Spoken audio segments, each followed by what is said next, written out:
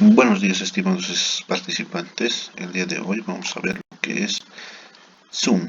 Ingresamos primeramente desde cualquier navegador, ingresamos a Zoom. Bueno, va a cargar tranquilamente, carga. Y aquí podemos ver que ya tenemos aquí nuestro icono, nuestro nombre. Aquí nos entramos a reuniones y podemos apreciar todas las reuniones que nosotros hemos realizado, ¿no?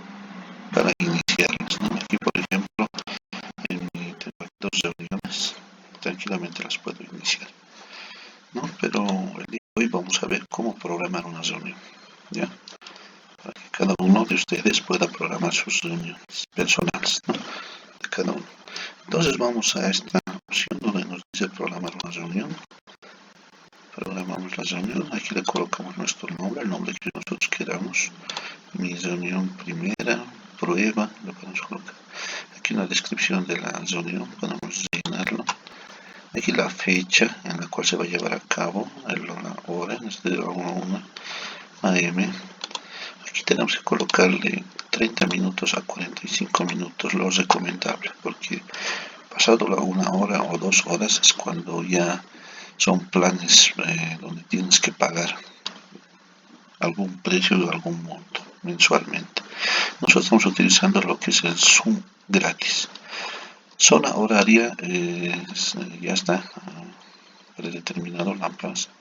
Ahí tenemos, el ID se va a generar automáticamente, la sala de espera también está activada para que nuestros participantes lleguen y se vayan acomodando en la sala de espera.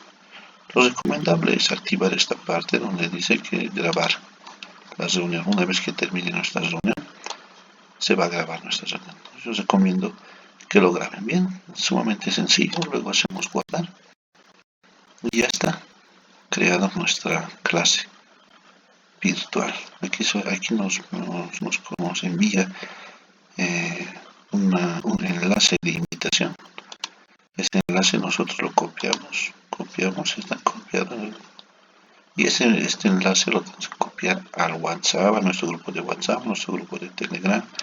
Podemos enviarlo por correo, va a estar en la plataforma también. Y así de simple es realizar una reunión. En los siguientes videos vamos a seguir hablando un poco más de lo que es Zoom. Gracias.